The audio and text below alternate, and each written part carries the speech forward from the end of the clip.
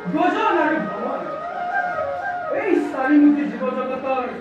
সৃষ্টিকৰ্তা বিৰিঞ্চি বুলি মোক জানে সকলো ঈশ্বৰৰ বিশ্বাস জীৱনে সুবিশাল কৰ্মজালময় কহিল অতিক্ত বাসনা মোৰ